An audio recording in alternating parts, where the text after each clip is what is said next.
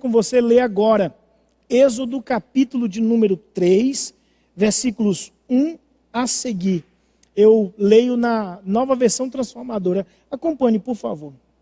O texto diz assim: certo dia, Moisés estava cuidando do rebanho de seu sogro Jetro, sacerdote de Midian. Ele levou o rebanho para o deserto e chegou ao Sinai, o monte de Deus. Ali, o anjo do Senhor lhe apareceu no fogo que ardia no meio de um arbusto. Moisés olhou admirado, embora o arbusto estivesse envolto em chamas, o fogo não o consumia. Que coisa espantosa, pensou ele. Por que o fogo não consome o arbusto? Preciso ver isso de perto. Quando o Senhor viu Moisés se aproximar para observar melhor, Deus o chamou do meio do arbusto. Moisés, Moisés. Aqui estou, respondeu ele. Não se aproxime mais, o Senhor advertiu. Tire as sandálias, pois você está pisando em terra santa. Eu sou o Deus de seu pai, o Deus de Abraão, o Deus de Isaque e o Deus de Jacó. Quando Moisés ouviu isso, cobriu o rosto, porque teve medo de olhar para Deus. Podemos orar mais uma vez? Pai, te dou graças por tua palavra.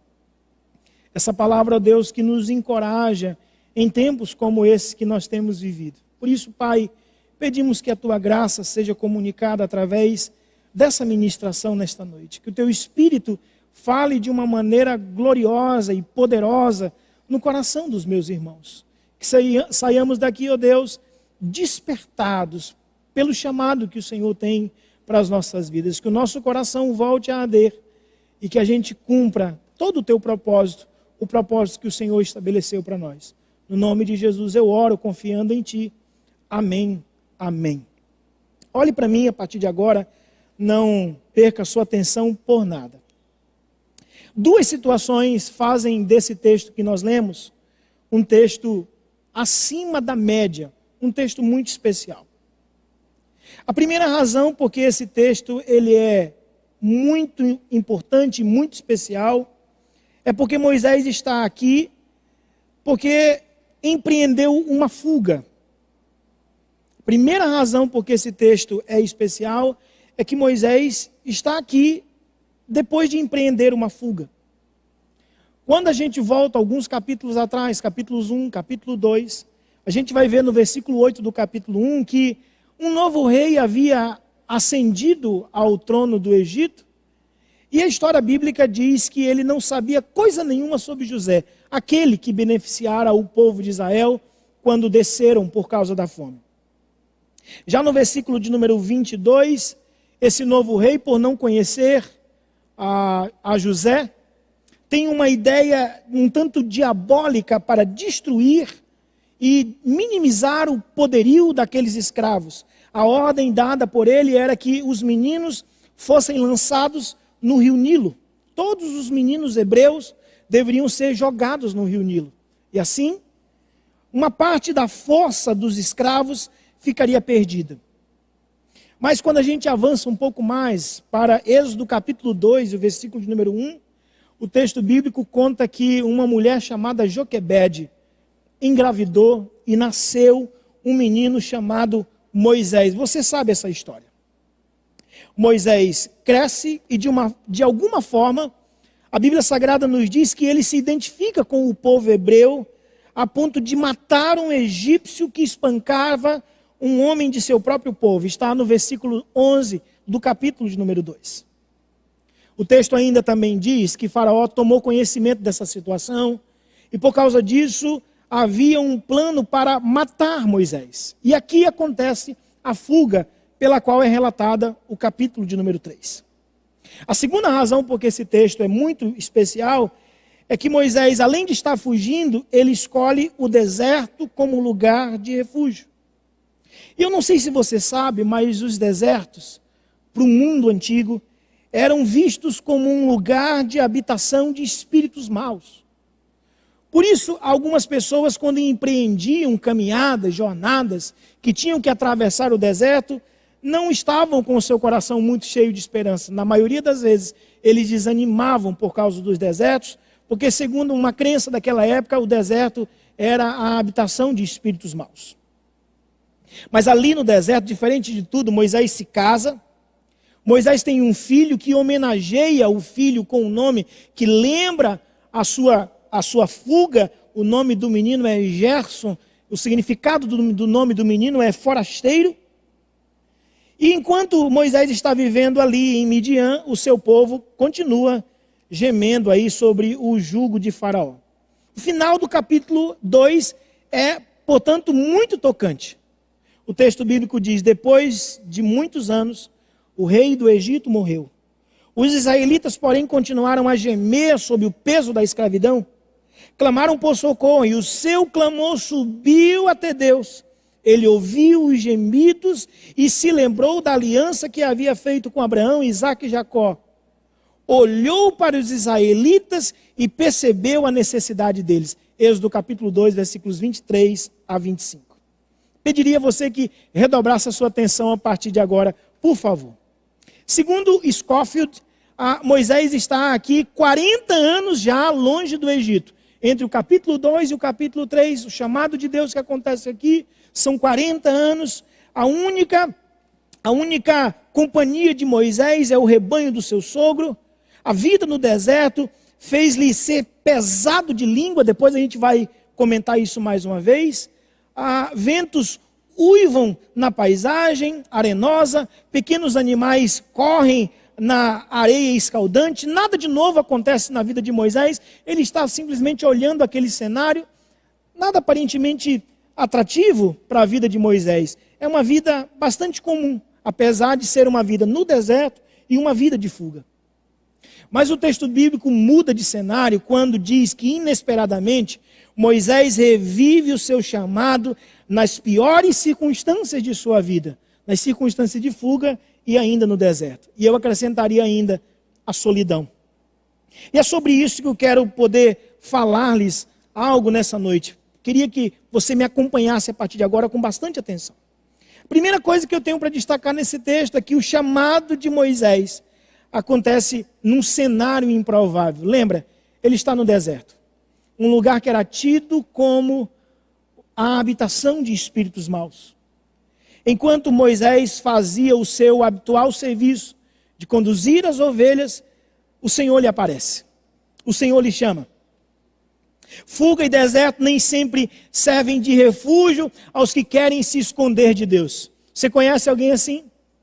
Alguém que por causa de uma situação resolveu se aninhar, resolveu se refugiar em algum lugar, esconder-se, fugir. Não adianta fugir quando se tem um chamado de Deus para cumprir. Talvez você seja daqueles que não acreditam nisso. Converse um pouco, quando você tiver mais tempo, converse um pouco com Jonas. Ele é aquele homem que Deus o chamara para cumprir uma pregação poderosa lá em Nínive, e ele tentou escapar.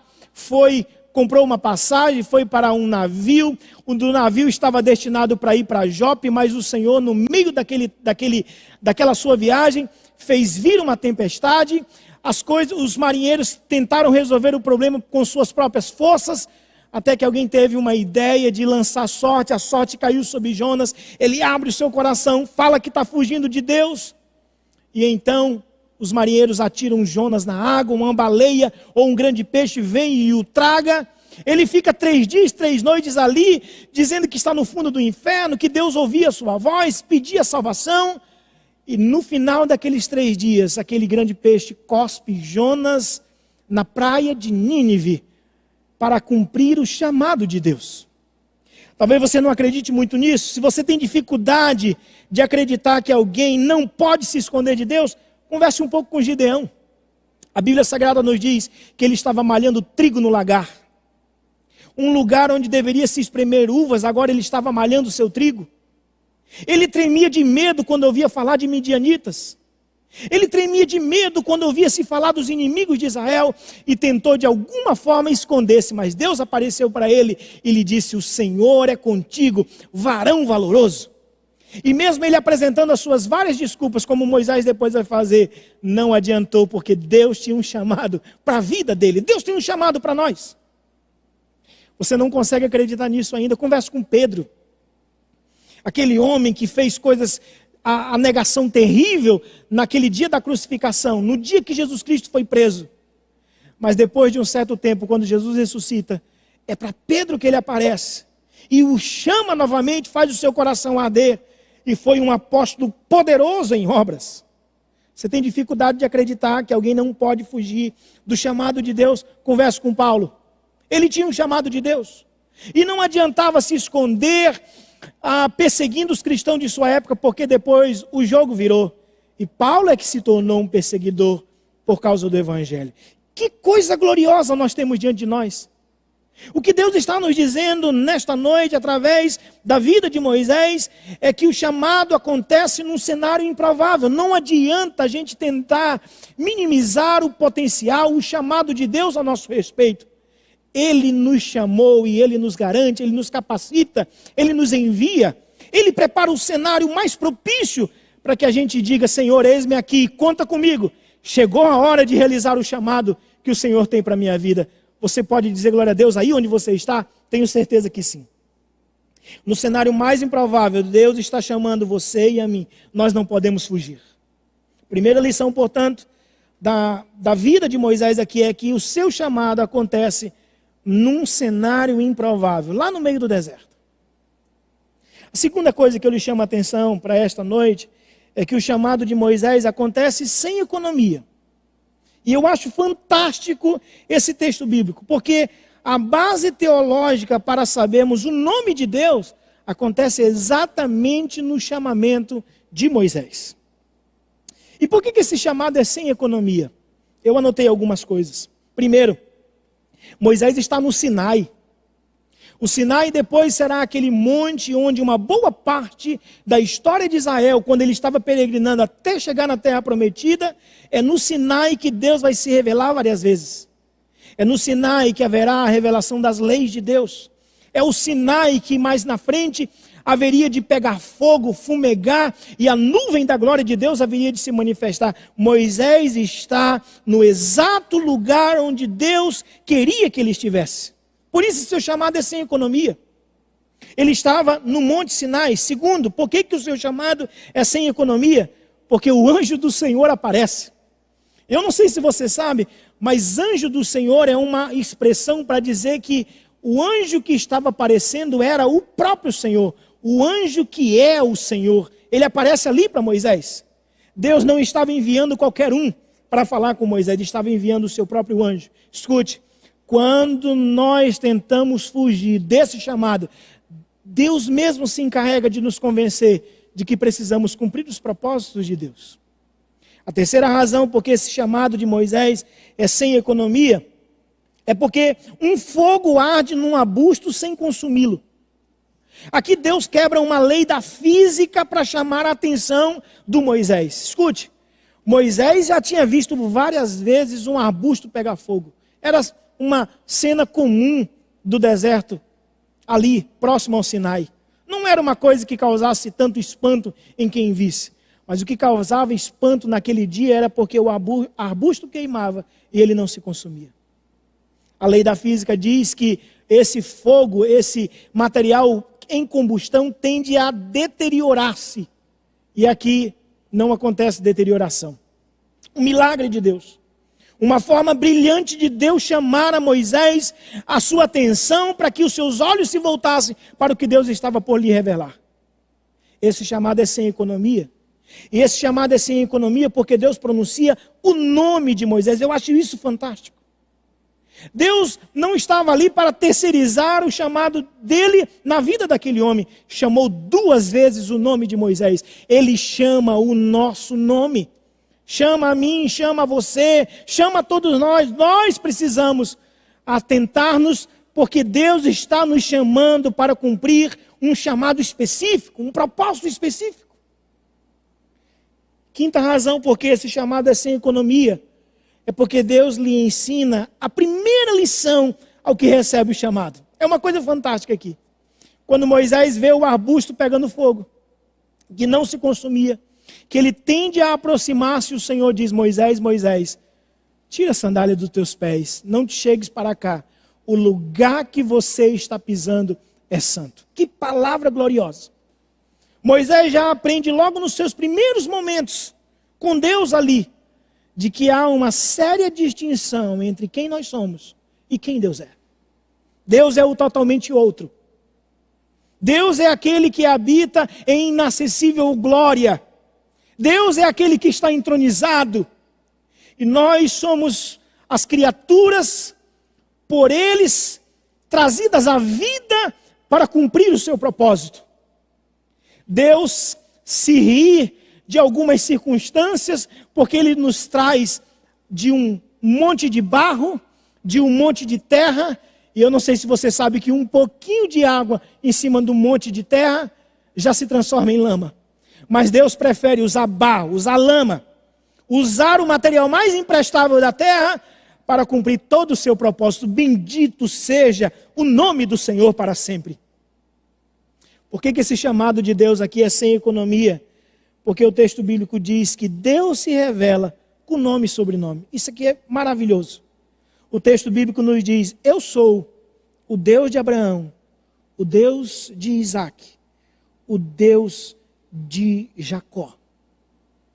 Por isso, você que está me ouvindo nessa noite, você que está acompanhando agora essa transmissão, como você tem cumprido o chamado de Deus? O que caracteriza essa voz, a resposta que você dá a essa voz que você tem ouvido no seu coração e no seu interior? Será que você não tem fugido? Muitas pessoas optam pela fuga. Será que você também não tem apresentado um tanto de desculpas aí? Ah, eu poderia ser muito mais, acontece aqui, é que fizeram isso, fizeram aquilo outro. Ah, é porque eu sou muito pobre, eu sou muito esquecido. Foi a desculpa que Gideão disse para Deus. E Deus disse: o Senhor é contigo. Quando nós entendemos que temos um chamado e que o Senhor se propõe a estar conosco, todas as desculpas e argumentos caem por terra. Por isso, como você tem cumprido esse chamado de Deus? Tem se decepcionado? Ah, eu estou ultimamente assim porque fizeram isso aí comigo aí. Esse pessoal não me entende. Está decepcionado e colocou essas decepções acima do chamado de Deus. Deus nos chama de responsabilidade esta noite. Às vezes, são esses cenários que reavivam o chamado de Deus para nós. Quando a gente foge, acaba escapando na mão de Deus. Quando a gente apresenta desculpas. E Deus disse assim: você não tem argumento para me vencer, eu escolhi você. Não adianta você fugir. Não adianta você se calar, não adianta você refugiar-se para longe. Não adianta você mudar seu nome, mudar de cidade. Não adianta, Deus escolheu você. Por isso, esses cenários, como os que nós temos vivido, reavivam o chamado de Deus para nós. Você precisa estar atento. Uma terceira característica desse chamado de Moisés aqui é que o chamado de Moisés era maior que qualquer fuga. Isso aqui é maravilhoso. Além de escolher o deserto de Midian para ser o seu refúgio no cenário de fuga, Moisés agora parece, por meio de suas palavras, querer fugir do próprio Deus que estava aparecendo para ele e que lhe estava lhe chamando. Eu não sei se você sabe, mas Moisés já havia tentado libertar o povo de Israel uma vez, mas ele falhou terrivelmente. Aquele episódio, quando Moisés está vendo um egípcio surrar um irmão seu hebreu, e que ele vai até aquele egípcio e o mata e ainda o enterra na areia. Aquela foi a primeira tentativa, mas foi uma tentativa apenas pelas suas forças. Foi uma tentativa de Moisés de libertar o seu povo do jugo, do sofrimento, do caos, dos gemidos, das lágrimas, apenas pelo seu próprio braço. E você sabe que com o nosso próprio braço a gente não consegue. Por mais que a gente esteja cheio de habilidade, por mais que estejamos envolvidos, por mais que tenhamos investido em muita capacidade pelo nosso próprio braço, pela nossa própria força, nós não conseguimos. Não conseguimos. Por isso, Será que nossa resistência ao chamado não é fruto de termos tentado por nós mesmos? Será que o fato de você estar fugindo, será que o fato de você estar apresentando algumas desculpas, não é fruto de que você se decepcionou porque tentou pela própria força? Será que você não está triste? Será que nossas experiências de fracassos não aconteceram em virtude de não esperarmos o tempo de Deus? Ah, pastor, está demorando demais. Ah, pastor, o ministério parece não dar valor a gente como eu.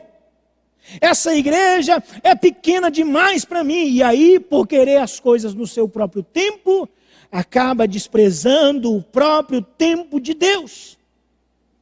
Será que nossa decepção não seria herança de nossas birrinhas? Do tipo do menino que se joga no chão quando o pai não faz os seus gostos? Será que nós não estamos agindo como meninos mimados? Que Deus diz para a gente não e a gente já se desespera, se joga no chão, esperneia. E Deus olha para a gente e diz assim, paciência, né? Você precisa crescer. Charles Swindoll, quando ele escreve sobre uma vida madura, uma vida que entende os propósitos de Deus para a sua vida, ele diz que há 2 conselhos que gente madura entende perfeitamente e que gente birrenta não entende. O primeiro é, por que você não cresce? E o segundo é, cala a sua boca.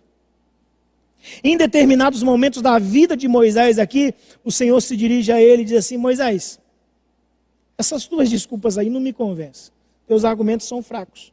E por isso, apesar de Moisés já ter fugido do Egito, quando ele tentou pela sua própria força libertar o povo, aqui Moisés tenta fugir de qualquer jeito.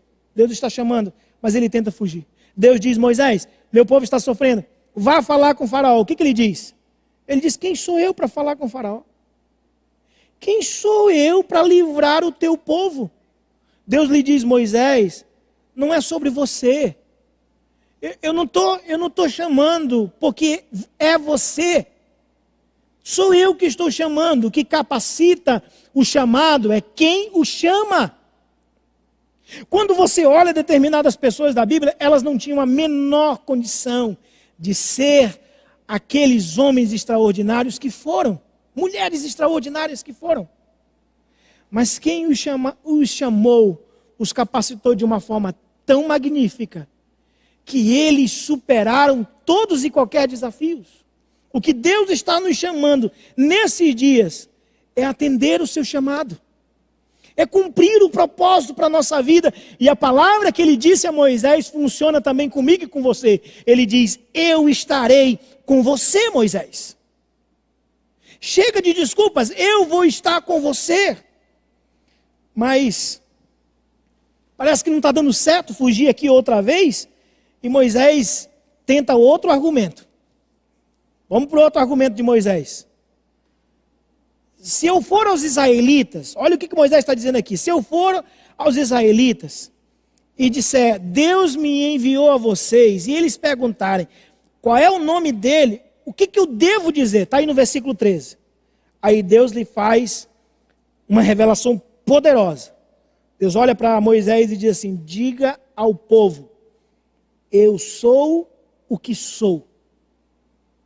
Isso depois vai ganhar uma conotação muito poderosa, muito única na identidade do nome de Deus. A ideia aqui,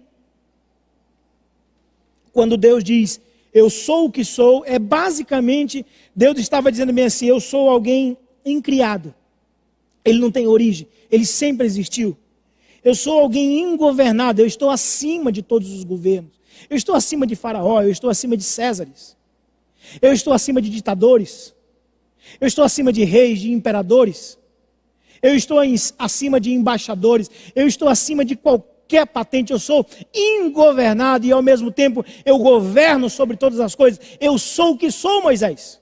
E por último, esse nome lembra a característica de que Deus também é ilimitado. A gente pensa assim, eu vou esperar mais um tempo aí, talvez Deus esqueça de mim, talvez Deus nem me procure mais. Você já pensou assim também? Talvez Deus nem se lembre mais do meu nome. Talvez Ele nem se lembre mais das promessas que Ele fez a mim. E aí o tempo passa, os anos vêm, os cabelos brancos começam a aparecer na cabeça, alguns caem, a gente já não tem mais aquela força. E parece que a gente está vivendo o melhor cenário. Eu não cumpri o chamado de Deus e não aconteceu nada de diferente comigo. Mas a conta chega. Porque não dá certo dizer não para Deus. Não é uma opção para nós. Você pode dizer não para Deus e Deus não vai deixar isso tão barato. Um dia Ele vai bater a sua porta. Eu me lembro de um certo testemunho de uma irmã, de uma jovem. Ela foi chamada por Deus na Argentina para pregar o Evangelho.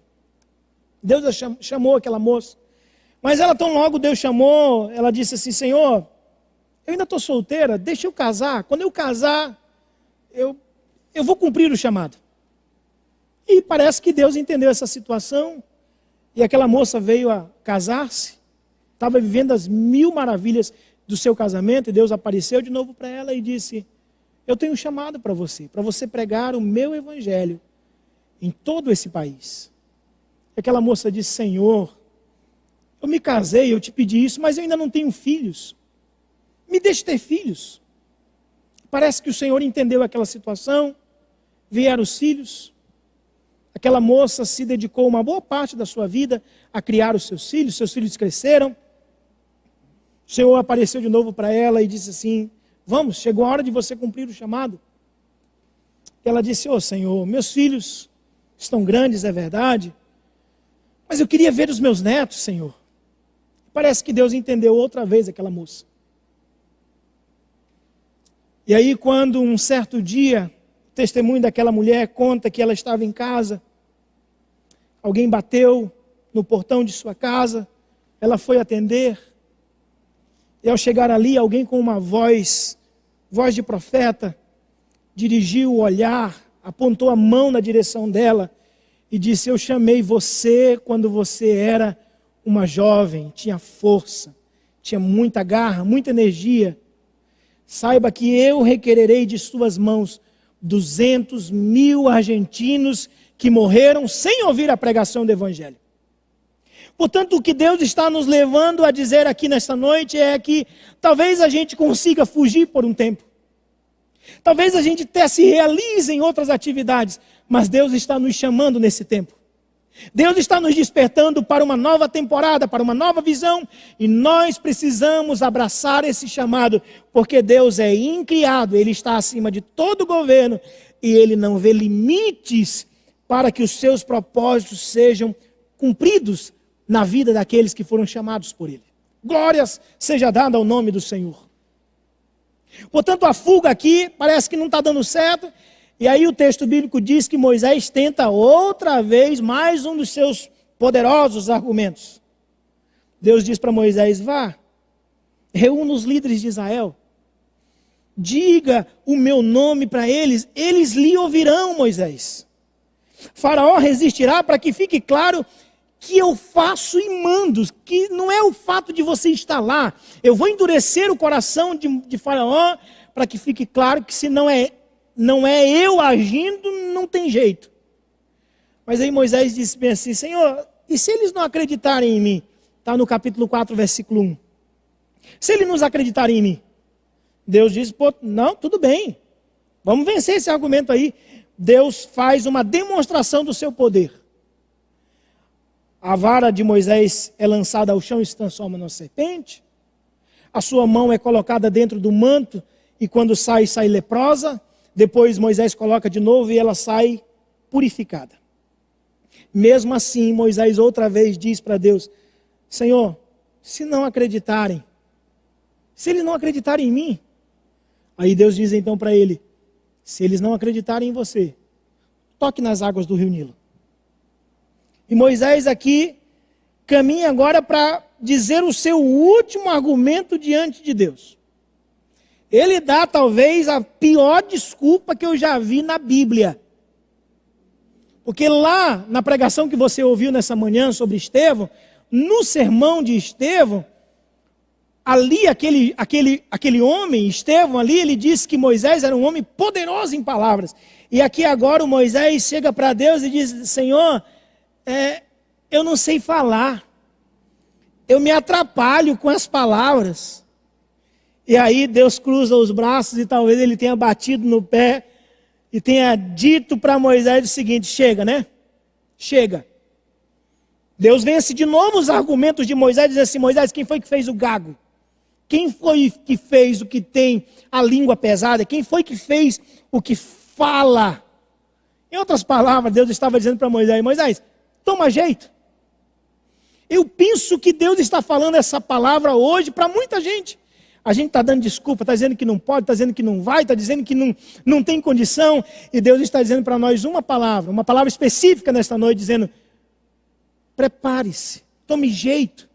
Não dá para continuar sem cumprir o chamado de Deus. Não é mais uma questão de opção, não tem argumentos para se vencer aqueles que foram chamados por Deus. Chega de desculpas. Então, finalmente, depois de tudo isso, Moisés se entrega ao chamado de Deus. E aí você sabe que por meio de Moisés, Deus enviou as 10 pragas do Egito. Deus abriu o Mar Vermelho. Deus derrotou os inimigos. Deus deu a lei ao seu povo. Deus conduziu o seu povo até a terra prometida. Moisés chegou a colocar até uma pontinha do seu pé, mas Deus disse: calma lá. Deus deu o maná, deu a água, incontáveis bênçãos, um negócio assim extraordinário, esses 40 anos de peregrinação no deserto. E aí, para a gente acreditar, para a gente ter a ideia de que Deus cumpriu o seu chamado cabal na vida desse homem extraordinário que foi Moisés, o capítulo 34 de Deuteronômio relata o final da vida deste homem, que foi um homem talvez incomparável em toda a história bíblica. Eu leio para você. Veja o que diz Deuteronômio capítulo 34, versículos 1 a seguir. Então Moisés subiu das campinas de Moabe ao monte Nebo, até o topo do Pisga, do lado oposto de Jericó. Ali o Senhor lhe mostrou toda a terra de Gileade, Adã, toda a terra de Naftali, a terra de Efraim, Manassés, a terra de Judá, que se estende até o mar Mediterrâneo, o Neguebe, o vale do Jordão, com Jericó, a cidade das palmeiras, até Zoar. O Senhor disse a Moisés: esta é a terra que prometi sob juramento a Abraão, Isaque e Jacó, quando disse: eu a darei aos seus descendentes. Sim, permiti que você a visse com seus próprios olhos, mas você não atravessará o rio para entrar nela. Assim Moisés, servo do Senhor, morreu ali, na terra de Moabe, conforme o Senhor tinha dito. Ele o sepultou num vale junto a Bet-peor, em Moabe, mas até hoje ninguém sabe o lugar exato. Moisés tinha 120 anos quando morreu e, no entanto, ainda enxergava bem e tinha todas as suas forças. Os israelitas prantearam a morte de Moisés por 30 dias nas campinas de Moabe, até se cumprir o período do ritual de luto. Josué, filho de Nun, estava cheio do espírito de sabedoria, pois Moisés havia imposto as mãos sobre ele. Por isso os israelitas lhe obedeceram e fizeram o que o Senhor havia ordenado a Moisés. Nunca houve em Israel outro profeta como Moisés, a quem o Senhor conhecia face a face. O Senhor o enviou ao Egito para realizar todos os seus sinais e maravilhas contra Faraó, contra todos os seus servos e contra toda a sua terra. Com grande poder, Moisés realizou atos temíveis diante dos olhos de todo o Israel. Que texto fantástico que foi ali cravado no dia da despedida de Moisés. Ele cumpriu todo o propósito de Deus. Não foi um homem perfeito, mas foi um homem que entregou toda a sua imperfeição para ser poderosamente trabalhado por Deus. Por isso, eu encerro essa palavra de hoje, propondo para os irmãos como poderíamos aplicar essa história às nossas vidas hoje. Como podemos pegar essa palavra aqui, colocar dentro do nosso coração e fazê-la tornar-se verdade em nós? Em primeiro lugar, muitos dos desertos que enfrentamos é fruto de nossa resistência ao chamado de Deus. Tem muita gente que está no deserto, está sofrendo e está sofrendo muito, porque está fugindo de Deus. Porque está dizendo não para Deus. Porque está se rebelando contra o chamado de Deus. E aí apaga, por tal rebelião, apaga por tal resistência, são os desertos. Acaba enfrentando lutas intermináveis, porque não se entrega ao propósito de Deus. Porque não consegue atender esse chamado por completo. E por causa disso, tem enfrentado desertos na vida. A segunda aplicação que eu entendo que essa palavra tem para nós hoje é: pare de dar desculpas, por favor. Para de fazer birrinha. Para de ser menininho. Vamos crescer. Para de ser chato. Pare de tecer esses argumentos intermináveis, adiando o que Deus tem para a sua vida. Chegou a hora, meu irmão. Chegou a hora de sermos poderosamente usados por Deus. Chegou a hora de avançarmos em direção ao que Deus tem nos levado a fazer. Chegou a hora. Pare de dar desculpas, pare de fazer birrinha. Pare de se jogar no chão como um menino mimado. Chegou a hora de atender a essa voz vibrante dentro do seu coração. Aleluia! Terceira aplicação para esta noite, eu diria para os irmãos: entregue-se por completo a esse chamado de Deus na sua vida. Entregue-se. Mergulhe de cabeça, mergulhe sem medo. Atenda essa voz sem olhar para trás. Obedeça o chamado de Deus para a sua vida. Não tenha medo, não temas. O Senhor está conosco. Bendito seja o seu nome para sempre. Aleluia! Quarta e última aplicação. Quando você se entregar por completo. Quando você parar de dar desculpas. Quando você parar de oferecer resistência a esse chamado. Escute, quarta aplicação. Prepare-se para ver milagres todas as manhãs. Suprimento. Bênção sem medida. Uma imposição de mãos que você fazia antigamente, mas que agora a imposição de mãos parece que tem autoridade, tem poder, tem graça de Deus sendo ministrada sobre a vida daqueles que recebem e que ouvem as suas orações. Prepare-se para ver milagres todas as manhãs. Bendito seja o nome do Senhor. Eu ministro por meio dessa palavra um chamado mais ardente no seu coração a partir de hoje. Um despertar da voz do Senhor no seu interior. Prepare-se para sonhar com o chamado de Deus. O Senhor não te esqueceu. O Senhor não te abandonou. O Senhor não substituiu você por outro nome. Ele chama você. O chamado de Deus tem o seu DNA cravado no cartão de visita. Bendito seja o nome do Senhor para sempre. Prepare-se para ver milagres todas as manhãs. Podemos orar? Tenho certeza que o seu coração nessa noite está muito convicto de que chegou a hora de atender o chamado de Deus. Você consegue dizer como Isaías: Senhor, eis-me aqui, envia-me a mim.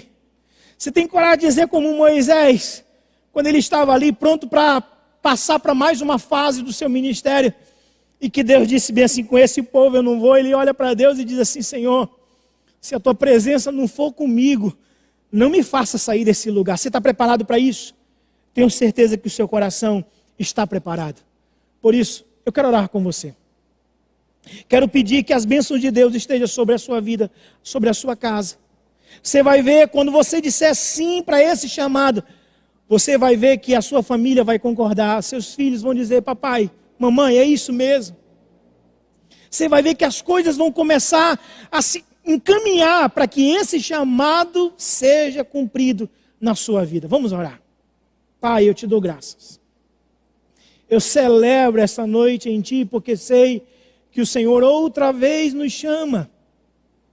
O Senhor grita no nosso interior, grita nos nossos ouvidos. E o Senhor nos chama, como chamou Moisés. O Senhor nos chama para pregoar a mensagem do Teu Evangelho a quem ouvir. Por isso, meu pedido nessa noite é que o Senhor destrave os nossos ouvidos. Tire, ó Deus, tudo aquilo que tem impedido-nos de ouvir a Tua voz e faça-nos ouvir aquilo que o Senhor tem dito a nós. Não permita, ó Deus, que ouçamos nenhuma voz que não seja a tua. Não permita, ó Deus, que confundamos a tua voz com nenhuma outra voz, mas que a tua voz entre, ó Deus, sem impedimento em nossos ouvidos e nos constranja por inteiro, nos faça estremecer por inteiro, porque por meio desse entendimento de que o Senhor está nos chamando, nós obedeceremos à tua voz. Ó Deus, faça-nos responder ao teu chamado, faça-nos dizer: eis-me aqui. Faça-nos cumprir tudo aquilo que o Senhor tem nos chamado a fazer. Ó Deus, nós repreendemos agora todos os argumentos contrários ao teu chamado. Nós nos comprometemos a parar de dar desculpas para o Senhor. Nós nos comprometemos, ó Deus, a amadurecer diante desse chamado tão específico. Porque na verdade, ó Deus, a gente nem precisa mais de uma voz. O que nos basta, ó Deus, é ler a tua palavra e dizer: é isso que o Senhor está me chamando para fazer. É obedecer, é seguir, é dar, Senhor, condições de essa voz ser ouvida de uma forma como nenhuma outra voz jamais foi ouvida por nós. Ó Deus, nós estamos aqui. Pedimos, Pai, que a tua mão venha sobre nós, que teu Espírito nos encha por completo, e que a partir de hoje, ó Deus, essa cidade de Porto Velho, a cidade desse meu irmão, dessa minha irmã que está assistindo agora, de outras cidades, ó Deus, conheça que o Senhor levantou na noite desse domingo um homem e uma mulher para um chamado extraordinário. No nome de Jesus eu oro, acreditando que o Senhor vai fazer mais do que eu peço, em nome de Jesus. Que Deus conceda para você uma boa semana. Fique aí ainda, nós temos mais um momento de oração. E eu conto com a sua audiência em nome de Jesus. Deus te abençoe. Amém.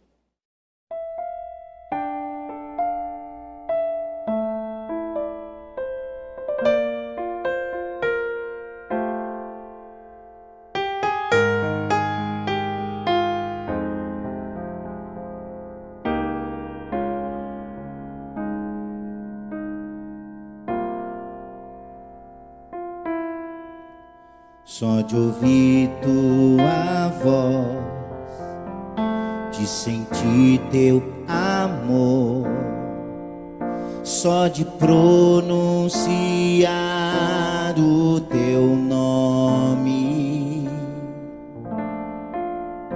os meus